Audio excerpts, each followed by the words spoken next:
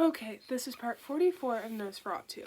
Haverville. Vic was released a week later, dry for the first time in her adult life, and she went home to watch her mother die, to witness Linda McQueen's heroic attempts to finish herself off. Vic helped, bought her mom cartons of the Virginia Slims she liked, and smoked them with her. Linda went on smoking even when she had only one lung left. A battered green oxygen tank stood next to the bed, the words highly flammable printed on the side above a graphic of red flames. Linda would hold the mask to her face for a hit of air, then lower the mask and take a drag off her cigarette. It's okay, innit? You ain't worried? Linda jerked a thumb meaningfully at the oxygen tank. What, that you'll blow up my life? Vic asked. Too late, Mom. Beat you to it. Vic had not spent a day in the same house with her mother since leaving the place for good the summer she turned 18. She had not realized as a child how dark it was inside her childhood home.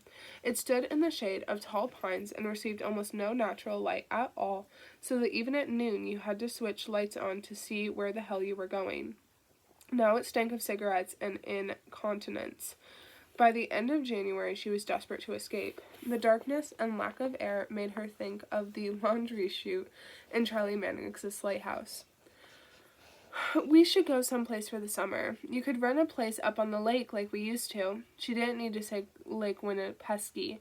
It had always just been the lake, as if there were no other body of water worth mentioning, in the same way the town had always meant Boston. I've got money. Not so much, actually. She had managed to drink up a fair portion of her earnings. Much of what she hadn't swallowed had been devoured by legal fees or paid out to various institutions. There was still enough, though, to leave her in a better financial position than the average recovering alcoholic with tattoos and a criminal record. There would be more, too, if she could finish the next search engine book. Sometimes she thought she had gotten sane and sober to finish the next book, God help her. It should have been for her son, but it wasn't. Linda smiled in a sly, drowsy way that said they both knew she wasn't going to make it to June, that she would be vacationing that summer 3 blocks away in the cemetery where her older sisters and her parents were buried. But she said, "Sure, get your boy off of Lou. Bring him along. I'd like to spend some time with that kid, if you don't think it would ruin him." Vic let that one go. She was working on the 8th step of her program and was here in Haverville to make amends. For years, she had not wanted Linda to know Wayne, to be part of his life. She took pleasure in limiting her mother's contact with the boy, felt it was her job to protect Wayne from Linda. She wished now there had been someone to protect Wayne from herself. She had amends to make to him, too. You could introduce your father to his grandson while you're at it," Linda said. "He's there, you know, in Dover, not far from the lake, still making things go boom. I know he'd love to meet the boy." Vic let that one go, too. Did she need to make amends to Christopher McQueen as well? Sometimes she thought so, and then she remembered him rinsing his raw knuckles under cold water and dismissed the notion. It rained all spring, cornering Vic inside the Haverville house with the dying woman. Sometimes the rain fell so hard it was like being trapped inside a drum. Linda coughed flat blobs of red speckled phlegm into a rubber trough and watched the Food Network with the volume turned up too loud. Getting away, getting out, began to seem a desperate thing, a matter of survival. When Vic shut her eyes, she saw a flat reach of lake at sunset, dragonflies the size of swallows gliding over the surface of the water. But she didn't decide to rent a place until Lou called one night from Colorado to suggest Wayne and Vic spend the summer together. "Kid needs his mom," Lou said. "Don't you think it's time?"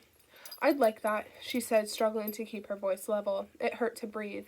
It had been a good 3 years since she and Lou had hung it up. She couldn't stomach being loved so completely by him and doing so poorly by him in return. Had to deal herself out. It was one thing to quit on Lou, though, and another to quit on the boy. Lou said the kid needed his mother, but Vic thought she needed Wayne more. The prospect of spending the summer with him, of starting again, taking another shot at being the mother Wayne deserved, gave Vic flashes of panic. Also flashes of brilliant, shimmering hope. She didn't like to feel things so intensely. It reminded her of being crazy. "You'd be okay with that? Trusting him with me? After all the shit I pulled?" "Aw, dude," he said. "If you're ready to get back in the ring, he's ready to climb in there with you." Vic didn't mention to Lou that when people climbed into the ring together, it was usually to clobber the shit out of each other. Maybe it wasn't such a bad metaphor. God knew Wayne had plenty of valid reasons for wanting to throw a few roundhouses her way. If Wayne needed a punching bag, Vic was ready to take the hits. It would be a way of making amends. How she loved that word. She liked it. She liked that it almost sounded like amen. She began to hunt feverishly for a place to spend the summer, somewhere that would match the picture in her head. If she'd still possessed her volleys, she could have found her way to the perfect spot in a matter of minutes. One quick trip across the shorter way and back. Of course, she knew now that there had never been any trips across the shorter way bridge. She had learned the truth about her finding expeditions while she was in a Colorado mental hospital. Her sanity was a fragile thing, a butterfly cupped in her hands, that she carried with her everywhere, afraid of what would happen if she let it go or got careless and crushed it. Without the shorter way, Vic had to rely on Google, same as everyone else. It took her until late April to find what she wanted, a spinster's cottage with 100 feet of frontage, its own dock, float, and carriage house. It was all on one floor, so Linda wouldn't have to climb any stairs. By then, a part of Vic really believed that her mother was coming with them, that amends would be made. There was even a ramp around the back of the house for Linda's wheelchair. The real estate agent sent a half-dozen full-page glosses, and Vic climbed up into her mother's bed to look at them with her. See the carriage house? I'll clean it out and make an artist studio. I bet it smells great in there, Vic said. Bet it smells like hay, like horses. I wonder why I never went through a horse phase. I thought that was mandatory for spoiled little girls. Chris and I never exactly killed ourselves spoiling you, Vicky. I was afraid to. Now I don't even think a parent can. Spoil a child, I mean. I didn't figure nothing out until it was too late to do any good. Oh my God, you're hurting my leg. I never seemed to have much of a feel for parenting. I was so scared of doing the wrong thing, I hardly ever did the right thing. Vic tried out a few different lines in her head. What are you doing? You and me both was one. You did your best, which was more than I can say of myself, was another. You loved me as hard as you knew how. I'd give anything to go back and love you better, was a third. But she couldn't find her voice. Her throat had gone tight and the moment passed. Anyway, Linda said, you didn't need a horse. You had your bike. Vic McQueen's fast machine. Take you farther than any horse ever could. I looked for it, a couple of years ago. I thought your father stuck it in the basement, and I had an idea I could give it to Wayne. Always thought it was a bike for a boy, but it was gone. Don't know where it disappeared to. She was quiet, her eyes half closed. Vic eased off the bed, but before she could get to the door, Linda said, You don't know what happened to it, do you, Vic? Your fast machine? There was something sly and dangerous in her voice.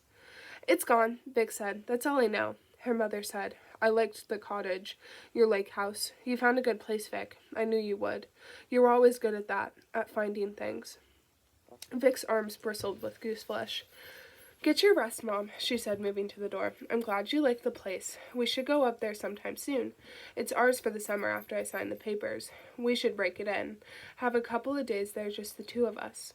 Sure, her mother said. We'll stop at Terry's Primo Subs on the way back. Get ourselves milkshakes. The already dim room seemed to darken briefly, as if a cloud were moving across the sun. Frappés, Vic said in a voice that was rough with emotion. If you want a milkshake, you have to go somewhere else. Her mother nodded. That's right. This weekend, Vic said. We'll go up there this weekend. You'll have to check my calendar, her mother said. I might have plans. The rain stopped the next morning, and instead of taking her mother to Lake Winnipesaukee that weekend, Vic took her to the graveyard and buried her beneath the first hot blue sky of May. She called Lou at 1 a.m, East Coast time, 11 o'clock Mountain time, and said, What do you think he'll want to do? It's going to be 2 months. I don't know if I can keep Wayne entertained for 2 days. Lou seemed utterly baffled by the question. He's 12. He's easy. I'm sure he'll like all the things you like. What do you like? Maker's Mark. Lou made a humming sound. I guess I was thinking more like tennis. She bought tennis rackets, didn't know if Wayne knew how to play. It had been so long for herself that she couldn't even remember how to score. She just knew that even when you had nothing, you still had love. She bought swimsuits, flip-flops, sunglasses, frisbees. She bought suntan lotion, hoping he wouldn't want to spend a lot of time in the sun. In between her stints in the crazy house and rehab, Vic had finished getting her arms and legs fully sleeved in tattoos, and too much sun was poison on the ink.